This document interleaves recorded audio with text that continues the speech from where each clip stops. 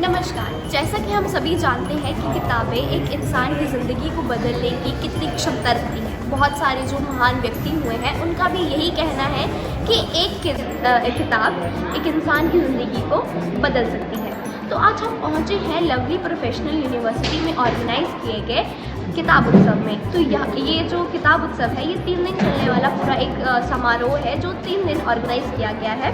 और इसमें बहुत सारी वैरायटीज़ की बुक्स हैं, Hindi, English, fictional, non fictional, Hindi के उपन्यास और बहुत सारी बुक्स हैं इसमें।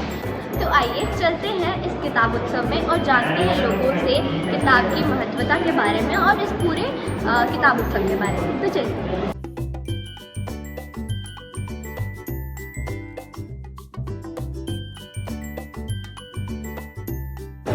हम जब यहाँ पे एंटर करते हैं तो आप देख सकते हैं यहाँ पे शुरुआत में ही पीयूष मिश्रा जी की लिखी गई एक बुक है, तुम्हारी औकात क्या है, पीयूष मिश्रा करके। तो ये बुक जो है वो बहुत ही एक जो उनका स्ट्रगल था पीयूष मिश्रा का वो इसमें पूरा दिखाया गया है और पीयूष मिश्रा की पूरी कहानी इसमें है। और अगर हम बात करें तो यहाँ पे है पीयूष मिश्रा की दूसरी बुक कुछ इश्क किया कुछ काम किया, इनमें उनकी शायरियाँ, पोइम्स वगैरह सब कुछ लिखी हुई है।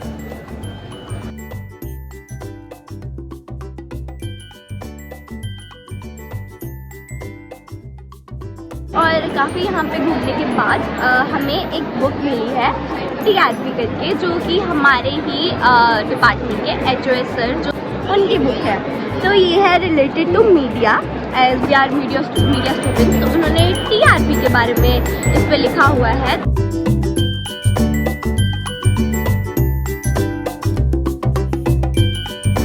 हम अब आगे चलते हैं। यहाँ पे है आत्मकथा और जीवन। यहाँ पे आप देख सकते हैं भगत सिंह से लेकर चंद्रशेखर आज़ाद, डॉक्टर भीमराव अम्बेडकर, इनकी सारी जीवनियाँ। यहाँ पे आप प्रेमचंद जी की ये बुक भी देख सकते हैं, ये भी यहाँ पे अवेलेबल है। और यहाँ पे बहुत सारी गांधी जी की और बहुत सारी किताबें यहाँ पे मौजूद है। तो हम आपको यहाँ पे आप शायरी की तरफ लेके जा रहे हैं। जो मेरी सबसे फेवरेट बुक है वो है दीवाने गालिब। इसमें पूरी शायरियाँ लिखी गई हैं, गालिब जो फेमस शायर है तो उनकी बुक्स भी यहाँ पे मौजूद है। और यहाँ पे है दीवाने मीर की भी यहाँ पे जो है बुक अवेलेबल है। तो इस पर बहुत सारी उनकी शायरियाँ आप देख सकते हैं, इसमें बहुत सारी उनकी शायरियाँ भी लिखी हुई हैं।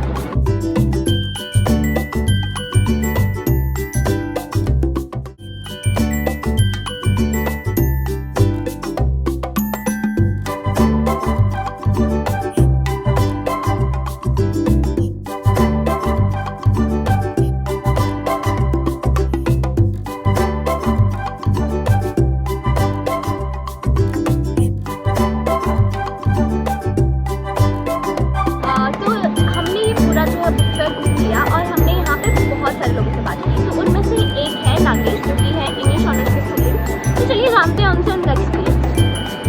नमस्कार, मैं नागेश हूँ और मैं इंग्लिश ऑनर्स डिपार्टमेंट से आया हूँ।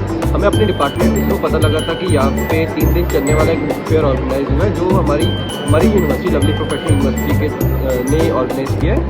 और ये मेरे लिए बहुत बड़ी अपॉर्चुनिटी है क्योंकि मेरी पूरा करियर ही पूरा बुक्स के बेस पे और यहाँ पे मैं बुक्स देखता हूँ तो इट्स लाइक एक खजाना, it's like a treasure for me. I have bought many books, like there are many. I have bought like this book, it's also written by Indian author. I have bought a Hindi book जो सादत हसन मंसूर की, जो आप जानते ही होंगे।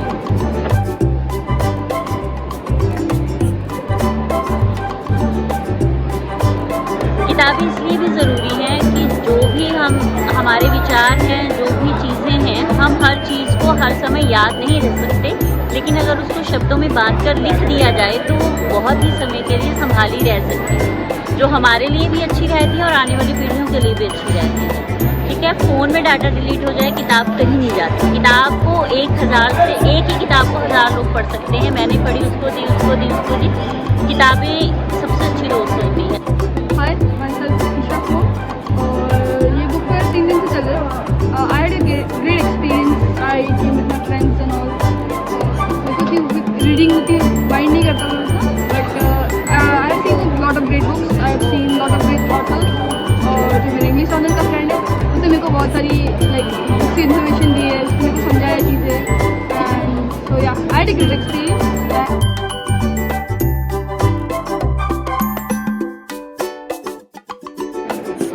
आज था इस book fair का आखिरी और यहाँ पे जब हमने बच्चों से बात की तो उनका एक्सपीरियंस बहुत अच्छा था। उन्होंने यहाँ पे आके बहुत सारी बुक्स पढ़ी, बुक्स परचेज़ भी करी और हम उम्मीद करते हैं कि जो हमारी यूनिवर्सिटी है वो ऐसे ही और बुक फेयर्स ऑर्गेनाइज करती रहेगी, क्योंकि बुक फेयर्स जो है वो सिर्फ एक नाम का बुक फेयर नहीं होता। बुक फेयर से बच्चे आते हैं, मोटिवेट होते हैं। एक तरफ जो बुक फेयर होता है वो बच्चों को मोटिवेट करने के लिए ही होता है कि आप आएँ यहाँ पे पढ़ें। अगर आपको बुक्स खरीदनी भी नहीं है तो आप कम से कम यहाँ पे आके पढ़ सकते हैं। तो हम उम्मीद करते हैं ऐसे और इवेंट्स ऑर्गेनाइज करता रहेगा LPU, और जो बुक की अहमियत है वो सब जानेंगे। धन्यवाद।